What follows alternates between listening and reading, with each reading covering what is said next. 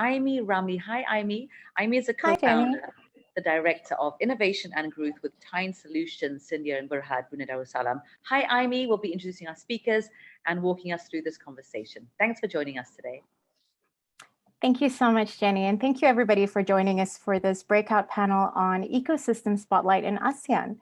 So I would like to first thank our panelists for joining us. You're very lucky today. We have an esteemed panel of experts and leaders from across the region, really leading their ecosystem initiatives and building up their own infrastructure and communities to really support startups across the region.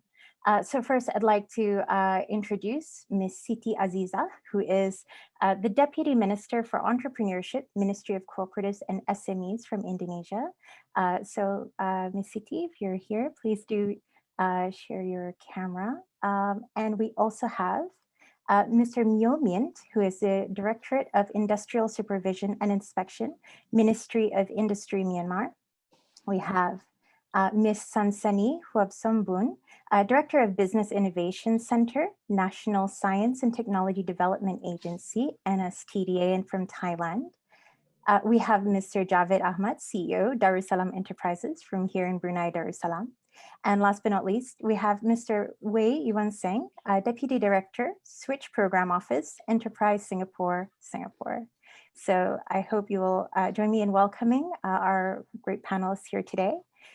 So I really wanted to sort of dive straight into our conversation. We don't have a lot of time, and each and every one of you bring a really unique perspective as to how we're developing ecosystems across the region. And I will be inviting each and every of our panelists to just jump in if you can with any points you'd like to raise throughout the questions that I will be sharing today. And for our audience members, thank you for joining us. And also please start thinking about questions you would like to ask our panelists today. Feel free to add them into the chat, and we'll try our best to cover each and every one of them later during the Q&A. So first, I really would like to find out more about all the differences and similarities that we have between the ecosystems that are being developed across ASEAN. So perhaps we can start off with Mr. Javed. Do you think there is a distinct difference between the ecosystems across ASEAN, or are there strong similarities that really gel our region together, especially when you compare them to more mature ecosystems from Europe and the US? Aimi, thank you very much for your kind introduction. And it's really a pleasure to be with such a distinguished members of the panel. Really, in terms of looking at the various ecosystems in ASEAN, the real key building blocks of a good ecosystem is really universities and research organizations that basically leads to ideas, inventions, research, and so on. Then you have large corporates who might be actually customers, but in a lot of cases, they are also becoming the key funders.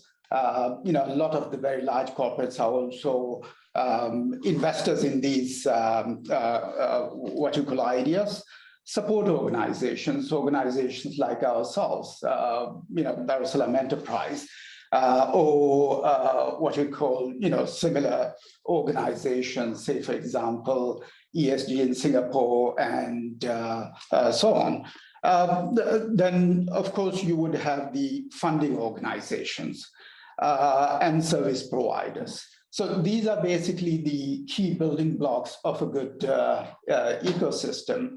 And obviously, when you look at the 10 countries of ASEAN or member states, they are at very, very different stages. So say, for example, you would have countries that are large in size that, say, for example, would have a ready market within that particular country. You would also have high quality education establishments in each of these member countries that, say, for example, might be driving learning and development as well as primary research. And then you would also have, say, for example, in the more what you call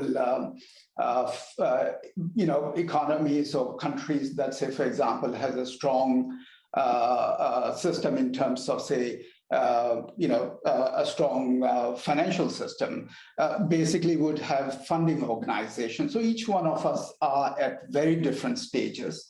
And therefore, but ultimately, when you look at startup ecosystems, these are basically the building blocks. And whilst they might be actually at different stages, I think to a very large extent, each one of us are very much looking towards developing, towards the same direction.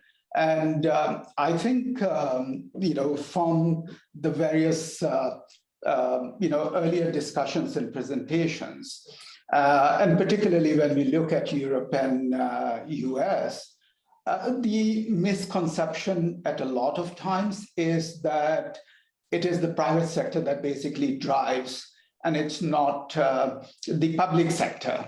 But in reality, even if you look at, the US, and I think, some people have tried to look at a system like, say, Apple.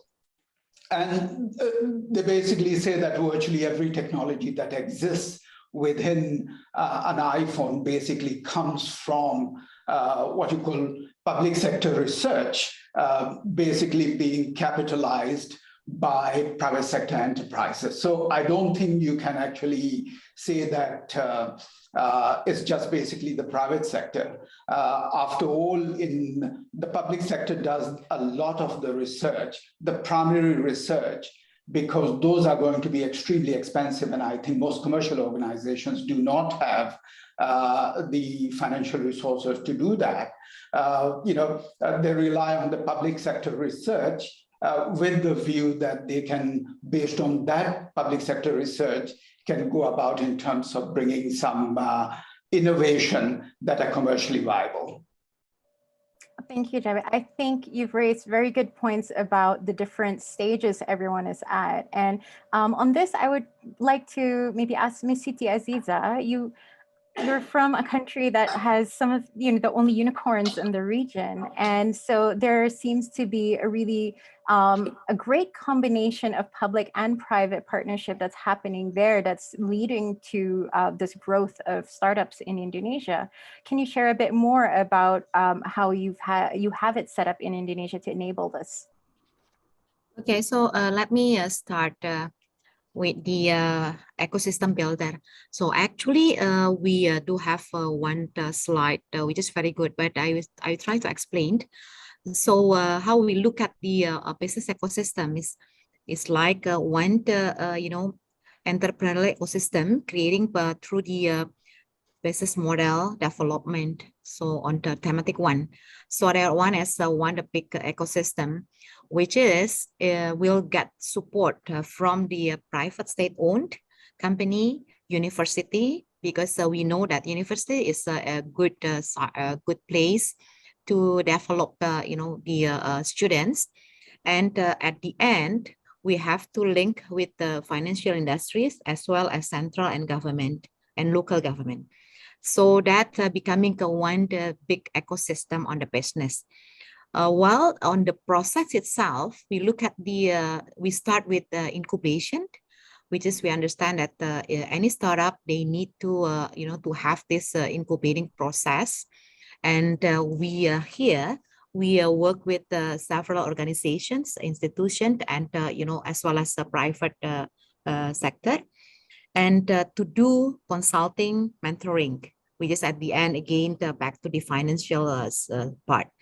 So in each part of the process, we understand that they all need data mapping and analysis, and come to the information system.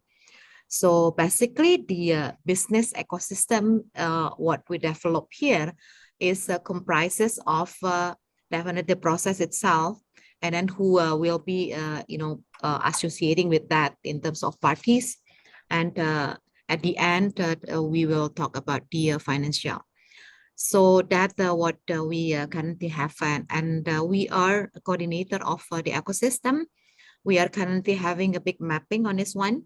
So on the supporting organization, we work with some, incubator, accelerators, and we also link with the investing organization, the service providers, the private cooperation, and the mainstream investor in impact, and also other government bodies and non-profit organization. So this is the big mapping we currently have in Indonesia. And also some technology companies, because we also need that support, collaboration, and consulting firm. So basically, this is what, the ecosystem we built in Indonesia. We currently have 5 unicorns in Indonesia, and then we have small startups. I think we believe we have thousands, small startups, and they are more and more, adding more and more after the or due to COVID pandemic. Yeah, so they get pushed that there is no a big space in the employment sector, so they have to have their own. Thank you. Thanks. Actually, that's a very interesting point that you've raised there. How has COVID not just challenged ecosystem building, but really spurred the growth of startups in the region? Mr. Woei, Singapore is one of the early starters when it came to building ecosystems in the region. Would you like to touch on how Singapore has really managed not only your journey across the past couple of decades, really, and how COVID has really changed how you are foreseeing the near future in terms of ecosystem development?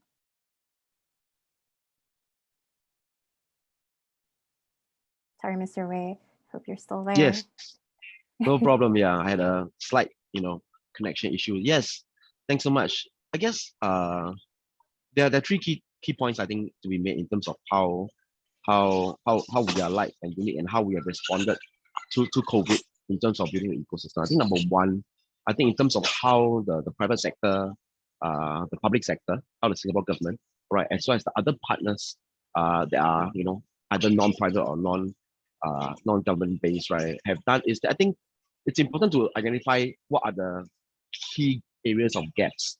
What are the areas that, if left alone, all right, to the private players, there are weaknesses, all right, and that does not help startups to grow, all right. And then that's where the Singapore government, right, has those initiatives and programs to come in to help to what we call plug those gaps. I mean, if you rewind back almost 10 years to 2012, right, I think in terms of the deal size in Singapore, we are looking at around 80 deals worth around close to 200 million Singapore dollars. Now, fast forward to just the first half of this year in Singapore, we have just seen more than $5 billion and more than 350 deals in Singapore alone. Now, this journey over the past 10 years, right, I will see that it is partially a deliberate effort by the state, by the government, right, to bring in and anchor, right, relevant investors, all right, into Singapore from around the region as well as other parts of the world. At the same time, right, I think particularly for what we call deep tech startups, where we know that the whole investment and growth horizon and risks are way higher, we also need to put in, and we put in certain initiatives, all right, to defray the risk, all right, to allow the access to funds or fundraising by the startups. So I think for Enterprise Singapore itself, we have a investing subsidiary called Siti Capital that actually co-invests and raises funds together with a private VC, right, or a CVC, right, into tech startups specifically itself. So the first point we made is that I think in terms of how the state plays a role in Singapore is really to be able to identify the gaps and to plug those gaps, all right, and then over a period of time, see where that has landed us, whether we're at a state where the state is satisfied, all right, that those gaps have more or less been plugged, all right, and then subsequently let the private sector carry on its own as well. Right. So I think that's the first part in a way of how we've gone about that. Now for the past year and so, beset by COVID. I think one of the key things that I think the Singapore ecosystem has strengthened itself to deal with COVID is that I think there's a lot of ground up initiatives, all right, by the ecosystem, all right, in terms of trying to spotlight, you know, opportunities where not only medical or healthcare startups, right, can have better access to fundraising, but also other adjacent sectors, all right. So there are many ground up initiatives by the ecosystem themselves, all right, and many of them led by not only the accelerators or incubators, but also, all right, some investors as well, who have been in Singapore for quite a fair bit of time, all right, to actually lead and create more opportunities within COVID, the COVID period, okay, that we have experienced and are still experiencing now itself.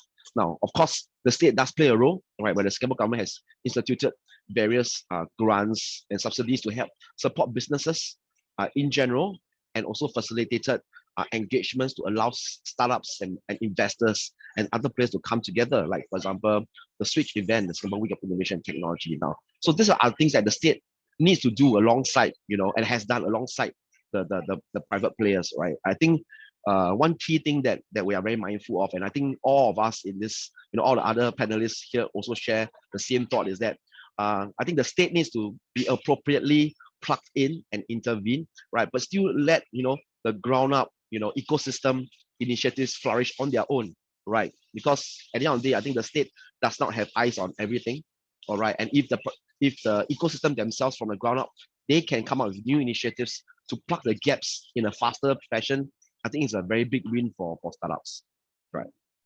Thanks. Thanks. I think that's really interesting in terms of what you've described as luring the investors from around the region, around the world to Singapore. That seems to be a very key part of the ecosystem development. Ms. Sansanee, did you have a similar experience in terms of, or do you see Thailand having a similar experience? Because you have a very vibrant ecosystem there. And we do hear about international investors really pouring money into startups coming out of Bangkok. Do you feel that there's some similarities between what you're experiencing there now and what Singapore has been doing? I think, thank you for the question. And it's very good questions, because in my opinion, I think it's totally different. But we learn a lot from Singapore. I remember maybe 8 years ago that I just jumped into incubations. And then we have like ASEAN project that friends from incubator from Thailand, Malaysia, Vietnam, we fly to and Indonesia as well. We fly to Singapore and see the ecosystem over there. So I think it's very, very healthy and very good for us to learn. And after that, Thailand just started Startup Thailand on 2016 that I so lucky to be the one on the first step. So we are not that very quick, and it's not quick as we reach to be quick. Because in the first year of Thailand, back to 2016, we don't know what is startup, how different between startup and SME. So we have to define, because I am government, so we are discussing to many ministry about what the definition of startup. I think about almost 1 year. And then after that, we think, forget about it. Okay, we have just 2 keywords, that the modern business model and the scalability. So 2 things. It's defined definition that startup different from SME. And then after that, we start to build up the ecosystem. So, but it's very good for Thailand that if we have startup as a national agenda, so every department have a good response. For example, funding. I think funding should come from investor, angel investor, whatever, CDC or something. But in Thailand, every bank have the startup program. This is very good. And we don't know that are you SME or are you startup, but we still support if you are category of startup, something like that. So I think we start and we learn, and then we define step by step. You know, firstly, okay, startup is not easy for us. Secondly, startup have many categories, like we have health tech startup, deep tech startup, the MarTech something. So next we define, because we think startup ecosystem is too broadened to help everyone. So we define okay, we have 9 categories of startups. So each category have their own ecosystem. So it will be very good to make the startup can get support, and then they can grow faster. Because, for example, logistic, logtech startup, their ecosystem is kind of different than a fintech startup. So each ecosystem is different, but government will see for the overall picture. But we see, and then we learn step by step, and we have the partnership, like we can see the K startup program, startup visa from Korea, something.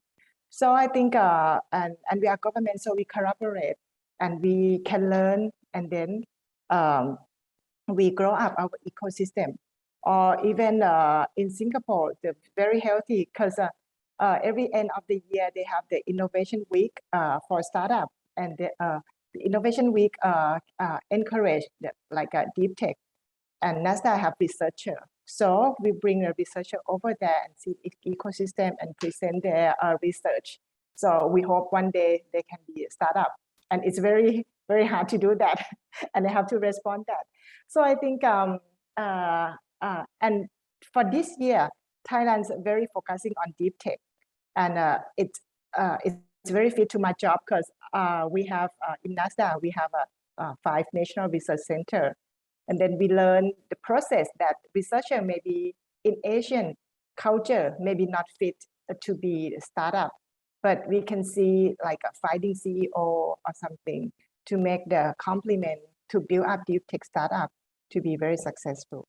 So I think it's a lot of different, but we can complement and we can learn among Asian country.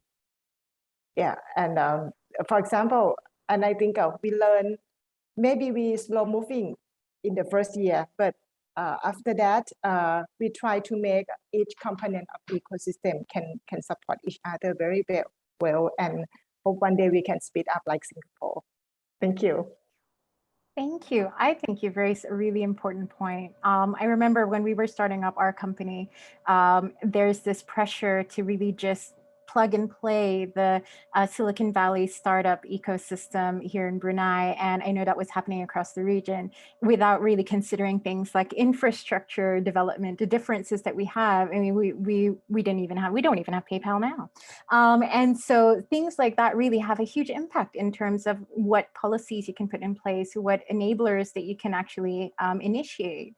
And I feel like countries like Brunei and perhaps Laos, Myanmar, all have very unique challenges. Mr. Myint, maybe I can come to you for this question. What were the biggest challenges that you feel Myanmar has faced in trying to develop your ecosystem?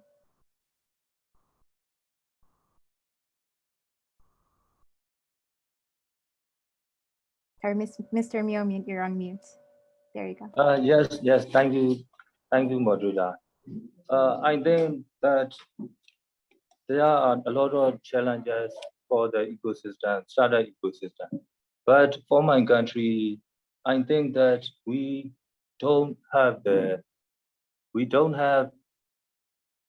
definition for the startup. Also, the countermeasures for the startup are not have still yet. So I think that this is the big challenges for our country, Myanmar. Thank you, sir. Thank you so much for that. So one of the things I wanted to also touch upon is not only are we're clearly a diverse region, we have varying levels of economic, political, social development, infrastructure varies significantly across the region, access to internet, and now we have COVID. So perhaps Ms. Siti, how has COVID, I mean, you've touched upon an increase of startups in Indonesia after COVID. Has that been a real benefit, or is it a reflection of difficult times? Okay, so first of all, because of COVID, some of them, I think somehow get pushed to go to do something. So especially on the digitalization, because we know that during COVID we can't go out, and then the people need to buy anything through online. So all the SMEs, all the the companies need to have this digital solution, so that one the effect of the COVID. So that's why Indonesian the number of SMEs go digital is increased by 100% during that time. But the effect of the pandemic itself on the MSMEs, we can say that on the financial part, some of them find difficulties definitely to paying back their loan, and then rent, which is all the fixed costs, and employee salary. So that negative impact on this financial side.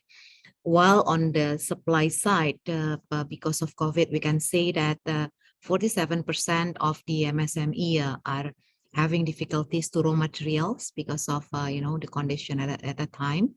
And then about 75%, I believe, affected by the raise of cost itself. And while on the demand side, we look at the, about 87% of MSMEs having low demand, while the 81, having the difficulties on the product distribution. That's a very, a tough time for everybody in Indonesia. But now we are much better with all the, the good trend of the COVID itself because of vaccination and so on. And, we are start to back on the business, development back. If we are talking about opportunities, we are looking at, the potential users on the in terms of sector as well as the potential winners. So I think all the MSMEs look this as the opportunity, like chemical, pharmacy, and health equipment definitely is a big potential winners for us, and F&B still good, and electronics, and then telecommunication, and not to mention the logistic, because of a lot of things that happen here. We need to send all the goods from here to there, and so on. So logistic services becoming a potential winner as well. While on the other side, like automotive, and then mining, and then there's the big corporation also having difficulties on that one. Transportation, automotive, that's becoming the potential loser. So, but the based on this opportunities, then a lot of SMEs as well as startup, they start to develop new F&B's companies, new F&B's business, as well as on the chemical and so on.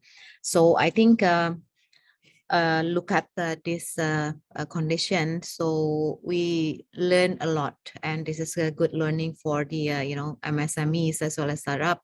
But we do believe, we are optimistic that the condition is much better now. I'm so glad you're optimistic. I love that. But so just to remind everyone, start thinking and putting your questions down on the chat, because we'll be reaching Q&A soon. But before we do that, I really wanted to touch upon the differences here. If you see, most of the countries represented have millions of people, but Brunei, we have a really small fraction compared to the populations of some of our neighbors. I know, Javed, that is a really significant problem that can really impact our ecosystem building, because everyone else is talking about logistics, bringing services to their people. And I mean, the market size itself, when you are cut off and we can't fly out to see our neighboring countries, will have a huge impact in terms of what we can do. So how do you see Brunei overcoming this challenge, Javed, and maybe utilizing the links that we have across ASEAN? Sure.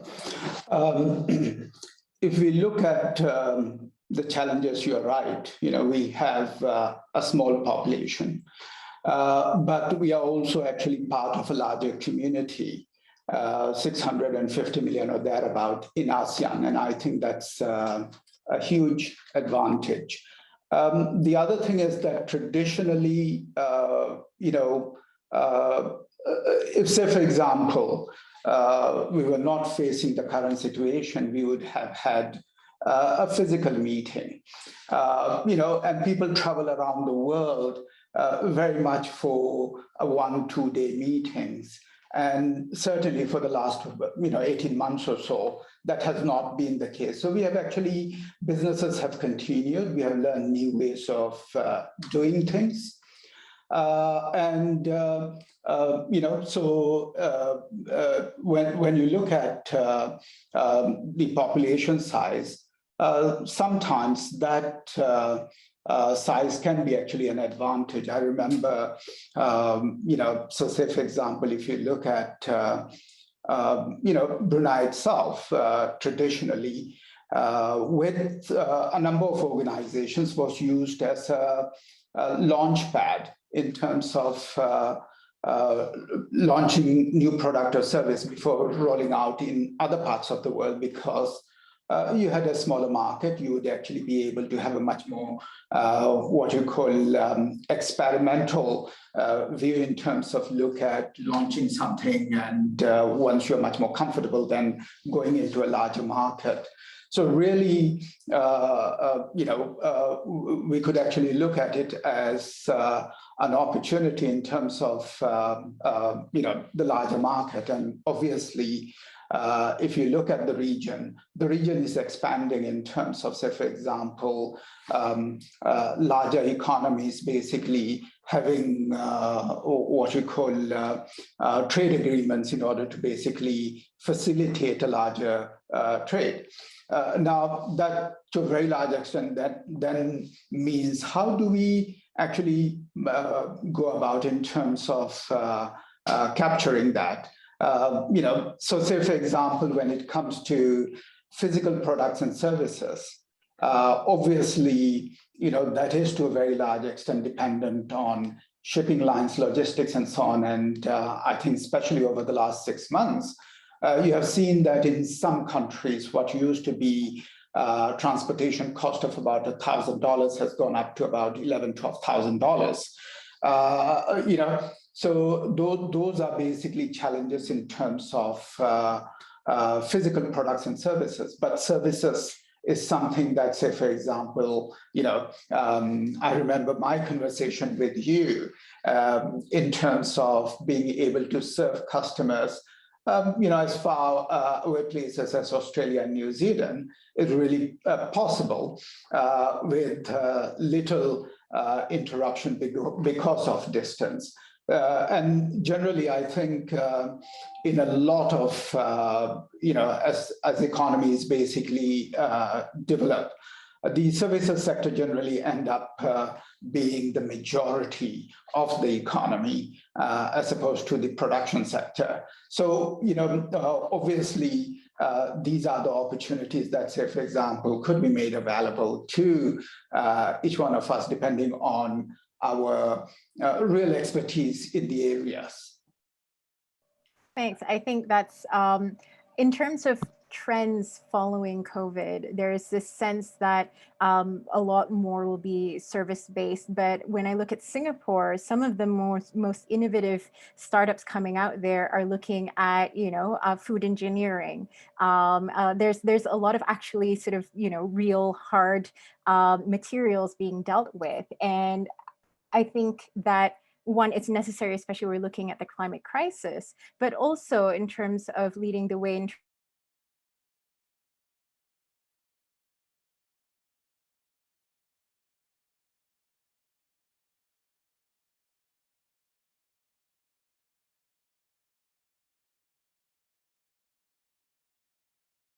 more interesting industries to flourish, especially with some of the more fragile, I guess, logistics challenges that we're facing now and the increasing costs.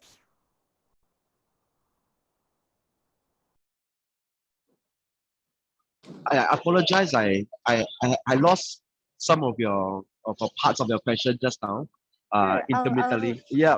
But I think I roughly get a gist of what you asked, and in a way, I would also like to actually tie back what I'm going to share with also what Javed had shared, and also your previous question about, how, countries like Brunei and Singapore having small populations, etc., compared to the other giants in ASEAN itself, how that can impact.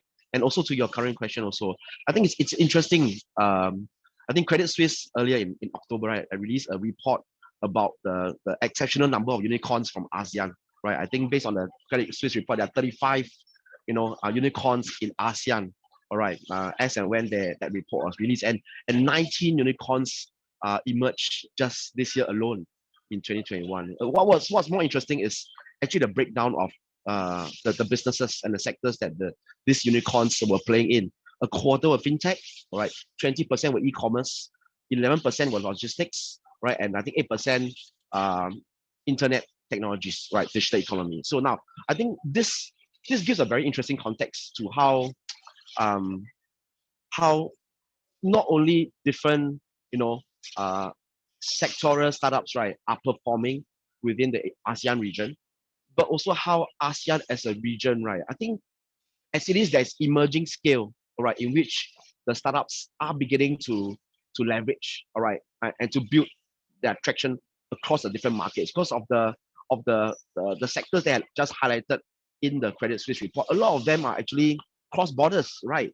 Fintech, e-commerce, logistics, etc. Right. So even if I have a food startup, a food tech startup, or I have an agriculture startup, right, in Singapore or in Brunei or even in Thailand for that matter, I think the fact that we have such strong startups and unicorns, right, providing the layer where we can actually connect cross-border opportunities, I think that's a very important winning formula for ASEAN, if you ask me, right? And I thought that is an important point that all of us in this call today should be attuned to, all right, and have the startups more attuned to that cross-border opportunities, right? That is quite unique to, if you ask me, ASEAN because of our proximity to one another.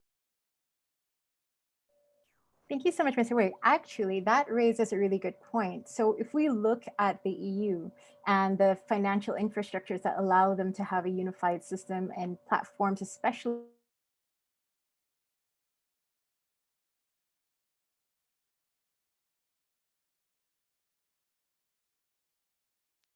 quite far away in terms of implementing any of that. But Ms. Sansanee, I wanted to check with you as well. What are you doing in Thailand to ensure that your ecosystem remains resilient despite the multiple shocks that we're seeing with COVID? First with lack of travel. I mean, you were talking about flying someone from NASA to actually share some of their knowledge. And now that things like that might not be as easy to come by, how are you ensuring that that knowledge sharing from not just in the region, but across the world still enables your ecosystem to flourish? Maybe I correct a bit. My organization is NASDA, not NASA, so I call NASDA. I think within these 2 years of COVID-19, the ecosystem still being learning and then implementation very good. Just some sector it's not healthy. For example, like travel tech ecosystem within Thailand. So as you know that we are less number of tourism, but some ecosystem that I think we have high workload. For example, health tech ecosystem. So because of COVID-19, I think it's a very good friend to accelerate technology utilization. So, for example, today my organization have the big event we call Health Tech Thailand. So we're looking for like a decentralized health tech in Thailand because you know that we cannot accept many patients to the hospital. So we have to do social distancing because of the new normal. So we're looking for solution for a startup a lot. I think not just only in Thailand, but also in ASEAN country startup about health tech. So we're looking for how to follow up the patient for them not to come to hospital, for example, NCD. So we can monitoring remotely.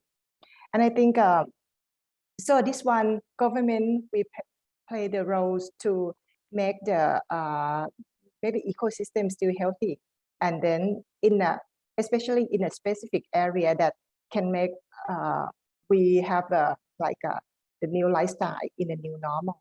So this is very important in Thailand, and I still think positive that if we don't have COVID, actually COVID make a lot of damage, but if we don't have it, so technology and innovation may be using slowly, especially in Thailand. But now, before, if we have meeting, I think that face-to-face meeting is very effective.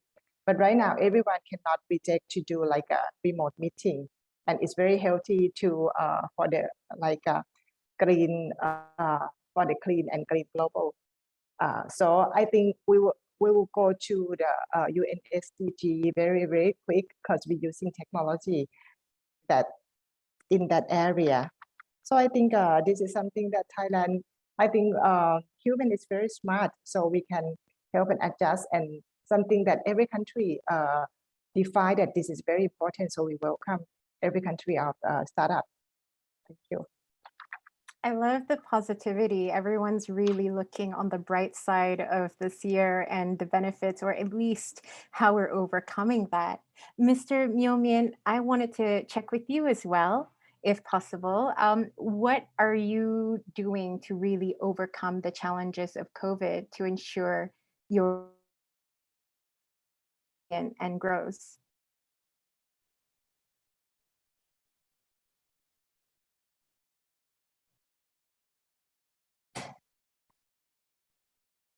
To overcome the challenge of the COVID-19, for me, our Myanmar issued the COVID CERB, COVID Economic Relief Plan.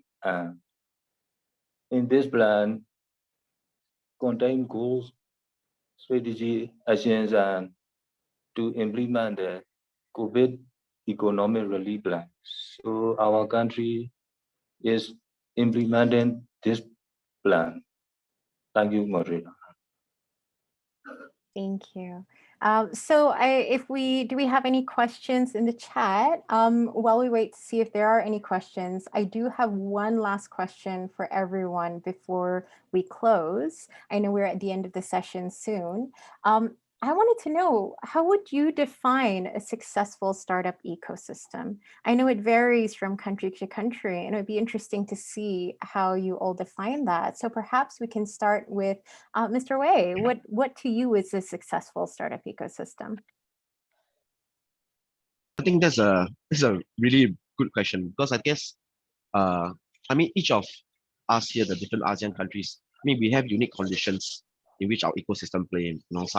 For some of us, the state plays a very strong role, a deliberate role, right, in developing ecosystem. For some of us, the research institutions, right, play a very strong role. Some of them, the private sector plays a very strong role. So I think for Singapore, at least unique to us, I think what we do see success looking like for the Singapore ecosystem is that, of course, the private sector, the researchers, right, as well as the government playing a proportionate role, right, to help startups to grow, right, and more importantly, I guess that the startups from Singapore, that they grow beyond Singapore and start to find opportunities and work with, right, partners around ASEAN, all right, as well as the rest of the world. So I think that is the picture of success, at least for Singapore startups, right, that to me is very important, that the international and regional collaboration, all right, between the startup ecosystem, I think that is key to that picture of success.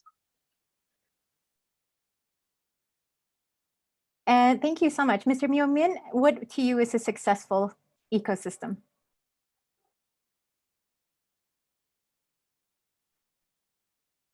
Oh, you're not on mute, so you can go yes. ahead. I think that for the successful startup ecosystem, for my country, we have the 70% of the people lives in the rural area, and the private sector dominates the MSME. So for the successful startup ecosystem, I think that the implementing of the private public partnership program is the important. So this program are well successful. I think the successful startup ecosystem well organized. Thank you, Moderator. Thank you. Ms. Sansanee, maybe 1 or 2 words on your definition of a successful startup ecosystem?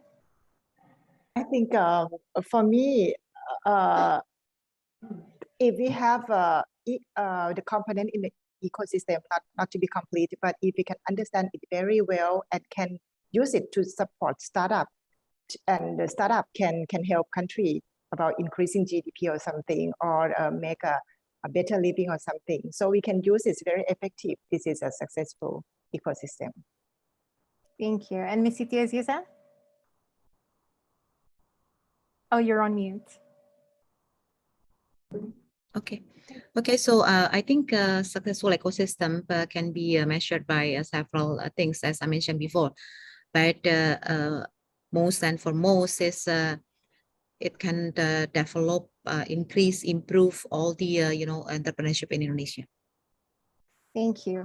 Last but not least, Javed, what to you is a successful startup ecosystem for Brunei? Well, if you look at a few years ago, say 20, 30 years ago, majority of individuals globally would go into multinationals. And in the case of Brunei, it's basically government service.